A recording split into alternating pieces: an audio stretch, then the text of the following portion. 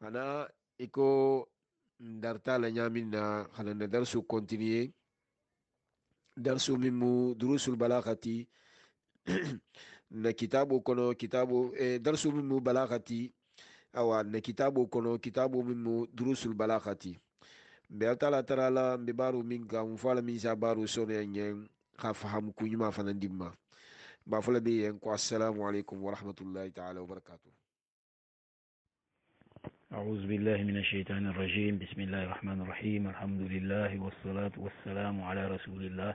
وعلى آله وصحبه ومن والاه. رب اشرح لي صدري ويسر لي أمري واحلل عقدة من لساني يفقه قولي. أما بعد، السلام عليكم ورحمة الله تعالى وبركاته. مثل ما جمالو مل بين ملبي بالكونتون مثل ما يعني بارنيا كونترولا خنا حيدر الكونتون خنا كرامو الكونتون خنا الفا الكونتون مثل ما جمال بي كونتون مل بين ملبي خنا خنا درسو كونتوني من بكتابو تي دروس البلاغه او بي ان شاء الله بكمالا نحيو لما نحيو ومنتي فتنيرو لموتي كتابو تيغول كو اما النحيو كوكو فتنيرو سنين فهو طلب الكف عن الفعل على وجه الاستعلاء. كوني غامي فتنيرو ولموتي مغمين نكو بكوتو سانتو مغمين نكو بسانتو وكو كي باليا نينين كو كي باليا نينين مغلا مغمين باكوتو طلب الكف عن الفعل خكو كي بليا خونين مغلا على وجه الاستعلاء، c'est-à-dire مغمين باتي كوتو اتبي مغمين سانتو اكو كي بليا نين ولا طلب الكف عن الفعل اكو كي بليا خولا نين c'est-à-dire خافو مغيا كان كو ينكي bari ba folo mo minye mo o be mo leti itila ko be min santo ite be min santo wo mari go bi te koto asike dola moti asike idinti asike aw moti plasi ma fon la membe ite koto wa nahayu sina udingiralema ako walahu siqatun wahida nahayu ala siqatu c'est-à-dire asulinya kenya kilinemu وهي المضارع ومنتي إغنى فعل المضارع تي مع للناهية إغنى للناهية كفو فعل المضارع ما ستادير لا من بنا لخمخو لفتن كو كيما سافو لما كل الناهية يكون يعني كسائن لا تجلس إكاني سيجي نيكو مغوين إجلس إسيجي بل ني من لفاغي سيجي بافل لكل لا تجلس ikui kanisigi donc la min be yanten isafo ne kula nahiya la min si mohola fatan ko kema lan nahiya le moti c'est-à-dire nahayo fataniro asisulinya di ibena lan nahiya lati irfil amru fil mudari o jukiala par exemple ni ko mo wesa en kul domuro ke ni la vita irafaya akana domuro ke la vita hala fatan domuro ma iba folele kula تأكل يبتنا لاتي يبتنا تأكلتي في المدور ولا موتي donc atisi sulu nyale ni ko moye ijlis isigi ni la fitera fa kan isigi ba fle la tajlis ikan isigi donc yibetana lan nahiya tuti yibetana fi'l mudari uti donc ayano la fo nya ko lahu siqatun wahida فعل نهي سلنيا كرين بالا ومنتي هي المضارع ما للناهية إغنى مضارع تي أن للناهية كقوله تعالى يكم الله تعالى أو ذلك ونين أكوك ولا تفسدوا في الأرض بعد إصلاحها لا تفسدوا قال كانت تنيارو في الأرض دقو كنو بعد إصلاحها التوبين كولا c'est-à-dire دقو بتا التوبين كوبي بتا بين الكننا الخلا ديقا ولا جي خجي تنيا donc janning na la sala tala yana munyini mogola janting ajana na tonne kun ajana na tonne hanna tomu ma tinyaro lema nahayo le moti la tonniro abatan na ton tinyaro ma la tufsidu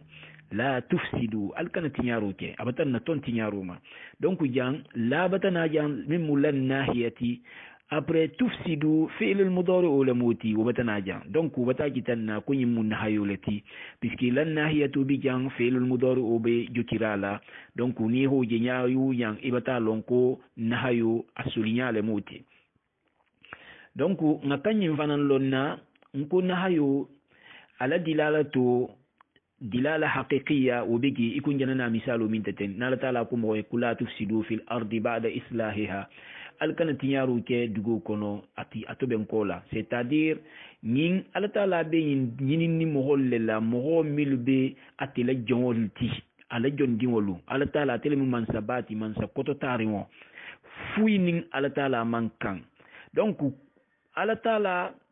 kola membe beje o be mu ala taala la jongol leti donc o be ala taala kotole donc ni ala taala ha yamaro ke ou bien ha fatandiro ke donc jang fatandiro membe janten ala dilalatu haqiqiyatu lemu puisque ala fitale kunga ateda bula anu atoyena fofanan tadullu ala al-fawr wal istimrar akanne mutafanan akanne kanan fanan ha continuer aga fonye jamina kon kana tinyaru ke ngaka dam talanone tinyaru ko c'est c'est abata dum en vigueur moment kan tinyaru ke la wo baro fana kan continue la wunyale moment kan tinyaru ke la donc wala bonya amisalu do fana bigi eko altala vo jamina wala taqrabu zina akuku la taqrabu zina innahu kana fahishatan wa sa'a sabila alkanal sudu ngeno la zeno keta awa kukuru walati mogo min fana bo kela wala banya be jaxuyala le akutugun la taqrabu as-salata wa antum sukara hatta ta'lamu ma taqulun alkanal sudu salula analibe sirarin hantuma minna siro yinga bal kunna alhalon albe kumin fola saluto alla salu alha kya kenyama donc nyimuna hayulati ala dilalatu nyimu haqiqiyatu lati puisque ala taala ka ko le nyinin na ko nga atuye donc ko nga tanne ngo tuye ko fana nga kanne nga ko tuye du moment que mba nga lo anum fana ham fanim be balurin ko te nga kanne ngo ko ken tuye bon ala dilala tuflanyo isa fo le mako ad-dilala al-majaziyya c'est-à-dire majazu ma fon le moti satra haqiqiyatun te barajana na le hana kudo jita donc wala mi abina ala wala nyasi fala janten akuko wa qad takhruj siqatuhu an ma'naha al-asli c'est-à-dire nahayo ala siqatu laslu munti ngena wala foten c'est-à-dire mudari ama la nahiya donc amana fon o munti irako ke tugi aga fatan santo khajigi ordre khadi mogoluma fi numa min koto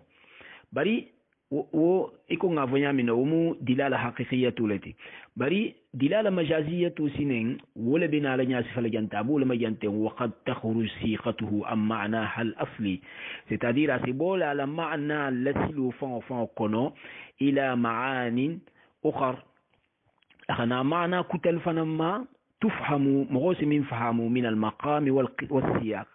ise min fahamu kumo dingirato anin aburinya to usifahamu nyale wumunti ikume ajana fo jamnya minna kadua ikume dua hatararu ke wumisalo munti ikume niku ala taala ya sahi dala kasi ala taala ya kukula tushmit bi al aada marigo nkisi jahul kono to jeloma donc wum dualati bataji awa adole fana muinti ala taala khafo nya jamal qur'an kono ku rabbana la tu'akhizna in nasina aw akhtana marigo ikana mutala nin tata nyina ou bien tata tantang ikana mutala ikhaja famma donc jang duale yana tara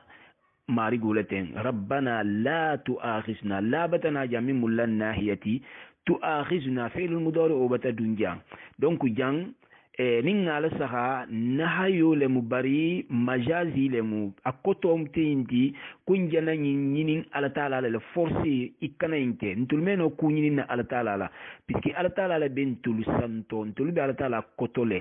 donc ordre meno bolantulu mahana ala taala ma mansaba min bentul santo donc jannin nga fo nko mari go kana mutala njana dua le ke njana dua o le ke puisque nim fi mo fatanta mo la min bi koto xana mo ma min bi santo o bata ke dua uti donc jang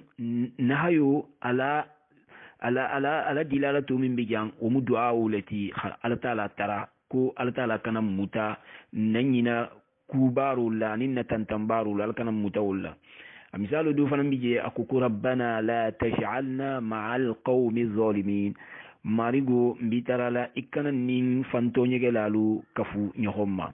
donc jang jana nyintara ala taala le khambulu le khatara khadua nyintara ma asin kisi to nyegen tuoluma nyamina asin kisi ila kaf nyoyama nyamina donc yang kuma kawni afatanta jongol le la khataka marigo ma minna ko bi kototari donc nin fengo fatanta mo la min bi koto khataka mo ma ubi ngataka mansama min bati santo iku ala taala donc watake du'a uti donc jang du'a le muti bon ako tugun saniyan wal iltimasu iko ngafo nyaminna ni hakko nyini mogola ini mogo min be degré kilimo ni mari go sino kele fulanti simaya bulula sino kele mogoti ini mogo min be barala dula kilimbara albe la baro alla degré lu alla poste lu abe kilim donc ñing iltimasu si fonone ou bien mogo al ni mimbe groupe killing hal na atra asira sieti baral tulle mu groupe killing mo golti donc al bebe kontila awa niddu anu niddu lela itabataji donc jang iltimasu le binala jang ikume akuja nyami na ka khawlika liman yusawika ikume ni hafu moye ini mogo min nakang place la ou bien ala kan si la ou bien ala kan kudula la tabrah min makanik hatta arji'a ilayk ikana boy dingira ento hanga saji ngane kan donc iltimasu le muti o misalo mu yan iko sayna Musa anin atata Harun tumo minna sayna Musa tata marigo la kila wa labatudla jannaka na khatara alam hol bata jalan batu damta tata muta bora mana kungo atata hamunfaya kuku yabna umma la ta'khuz bi lihiyati wala bi ra'si akukuite na hakilimo na diwo ikana mbora muta ikana ndati muta ikana kungo muta info munna ma fo ko yabna abi akhafu yabna ummi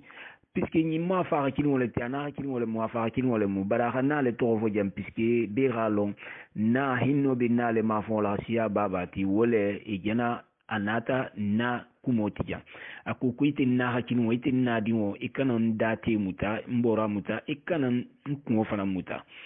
donc yang sena Musa anan sena Harun e bebe manzilatu kilin wala puisque be mu din wala ti donc din wonu din wala mu donc e be bi catégorie kilin ne donc jang sino afola jang ko iltimasu le mu jang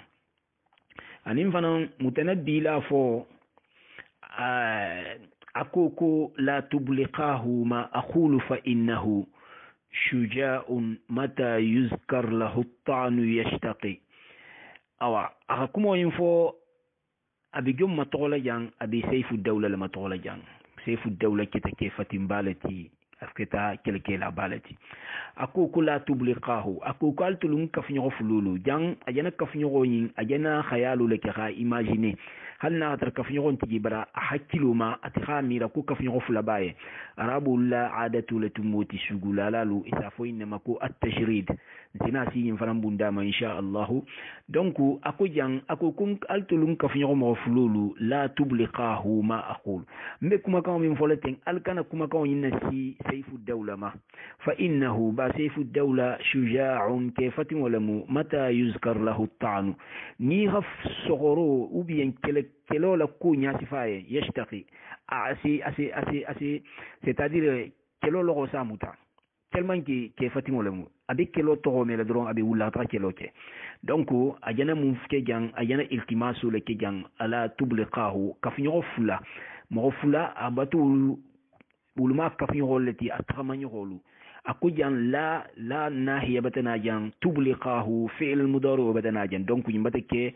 amruti bari ala dilalatu amana be muntijan iltimasu piske afatanta mo minna wo mumutana bilati khata jom kan akafu nyolu atinum mil be degré killing donc mba folere janko iltimasu lemo awa ako salisan wattamanni asabanyo munti attamanni c'est-à-dire fait on ata iko tamanni ko ngafo nyamina khitabu ma la yaqil c'est-à-dire ira kuma finna fimmin hakkilin tala ame fiŋo santino ame afahamuno ikume ira kuma yiro la sai ubi ira kuma bon la sai ubi ira kuma saya la sai ubi ira kuma sola ubi ira kuma tilola yalo wol fuyi me mo kuma kan me wol fuyi me hakkilin to wol fuyi la donc ni te fi adressé au dola ira kuma kan do fo ma wotigoma wo fiŋo woluma igana tamanni le kewnya puisque ko mena ke wolumi fahamu donc tamanni ikume misalu akhafo jamina nahaw o misalu la tatlu ikana bo c'est-à-dire tala ikume nuntilo botonya ou bien si on nga bota isaful makula tatlu في قوله شغلالا لا سوغوتو جان يا ليل طل يا نوم زل يا صبح قف لا تطلعي أكوكو يا ليل طل كويتي سو جنجيا يا نوم طل أكو كيتي سينوغو زل أكو يا نوم زل إتي سينوغو تها يا صبح قف إتي صبحو إلو إكنا لا تطلع إكنا بو صبحو إكنا بو nyimmaru gobe dingira min to janteng faida be dulale to janteng anebe diara ma abi kuminto anta fe ko hadabula aba fe ko continue aman la fi fanan sino ko kana ma ala fi telefonan so ko konto jenya subahu kanana tellement ki afati be diara ma tellement ki abi dingira min to teng aman la fi bola dingira into donc jang akoko la tatlu subahu ikanabo la tatlu la nahiya tatlu fi'l mudari donc jang imbata ke amruti siqatul amr lamu bari ala ma'na muntijan ala ma'na mutamanni lati khafin nata puisque ayana kuma fi minye wo hakilinto la subahu lamuti subahu est ce que subahu c'est mo kuma kawme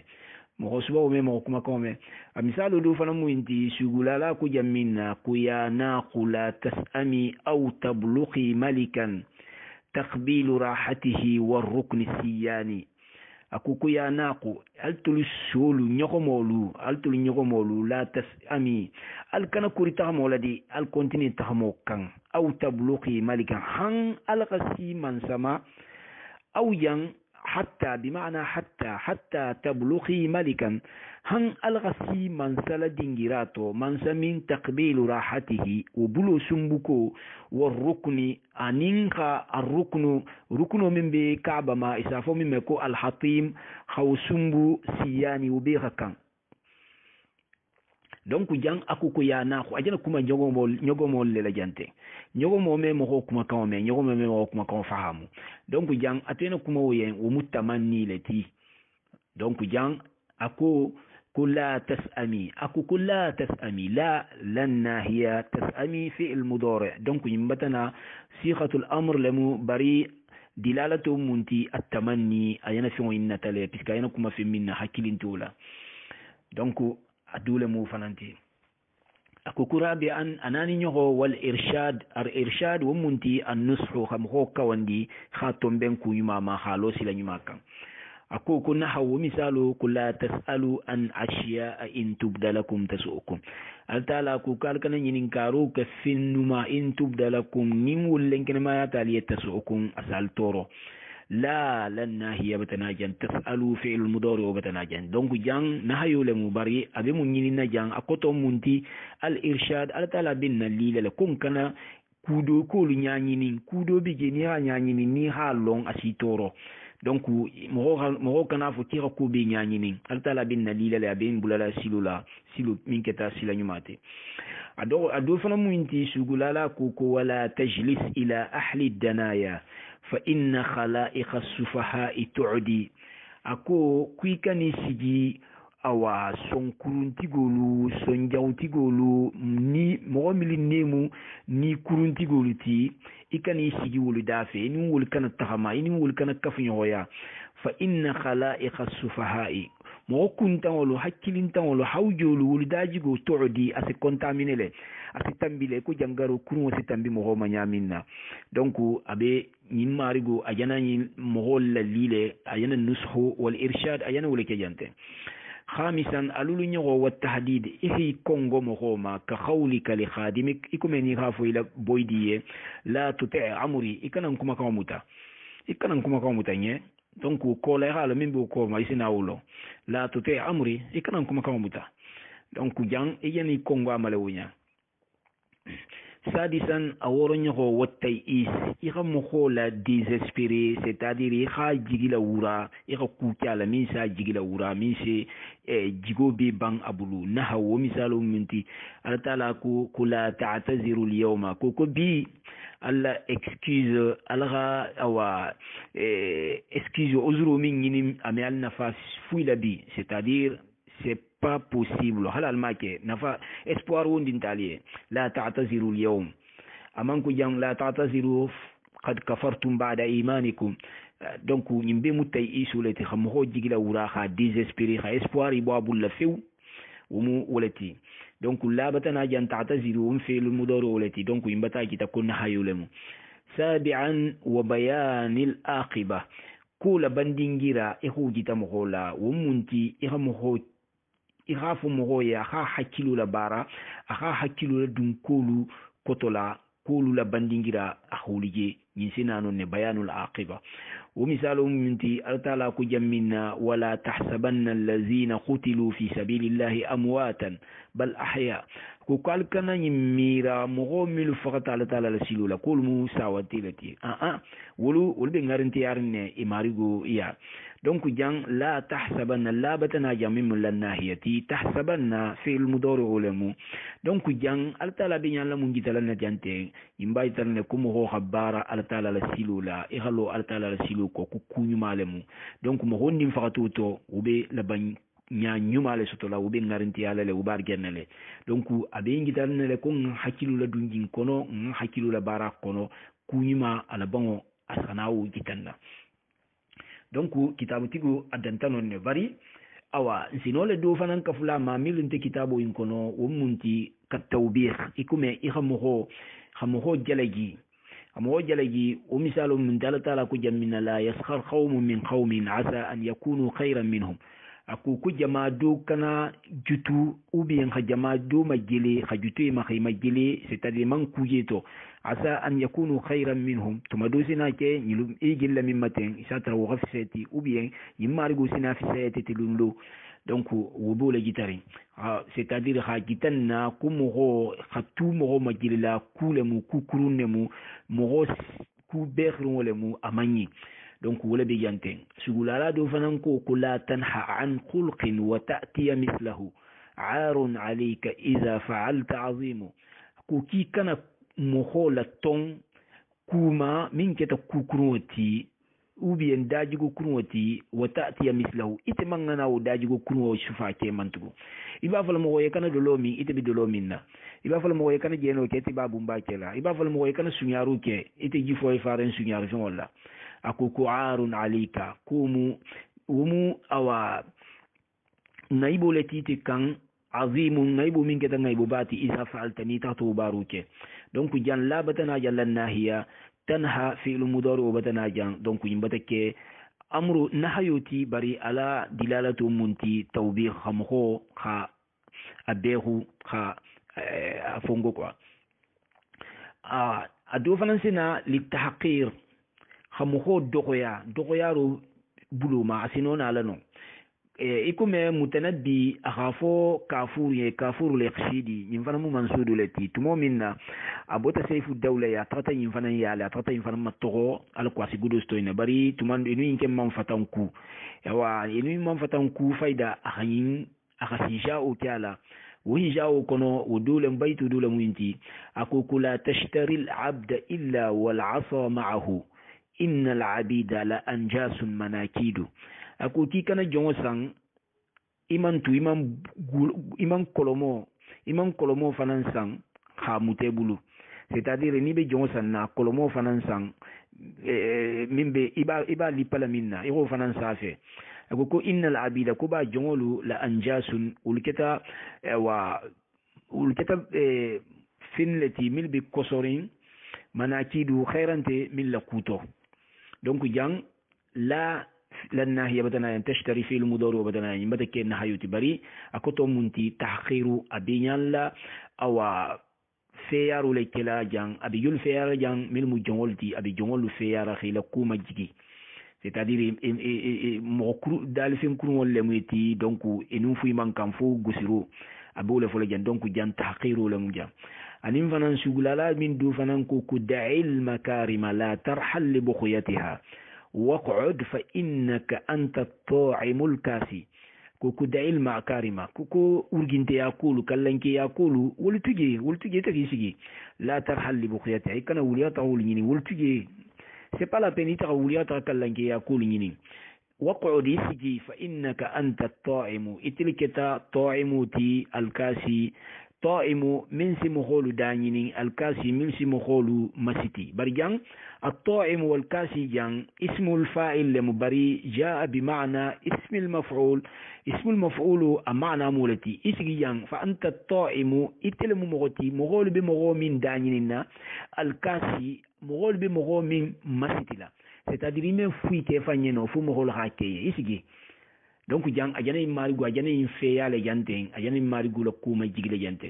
ni gaji ko anta ta'imul kasi isami ko atire c'est-à-dire atire bi mogol dani ni atire bi mogol masita bari no aman la fi wala jang ala fi mun la jang anta al mat'um al maksubu itil moti mogol bi mogol min dani ni itil mogol ti mogol bi mogol min masitila feyaru dan wala muti donc nyin ibaratu sifani nyin alquran ko nyin siyaman beleji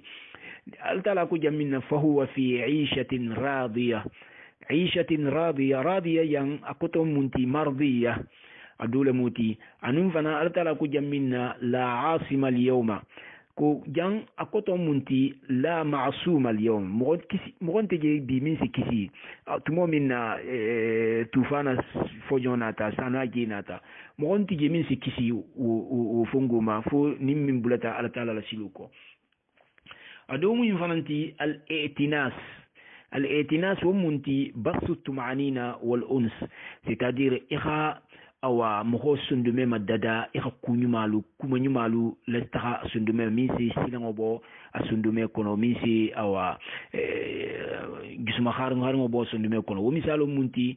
القرآن يقول لا كجا من لا تحزن إن الله معنا لاني لنا هي لم تحزن في المضارع لم دونك جان أبتك أمروتي بري على معنى منتي الاعتناس خم خصن دمي مددا ني أجانا فولي كوي كان سونو على تالا بين في c'est-à-dire faut moroye mo min bata silang mo bi ger li ni ko fa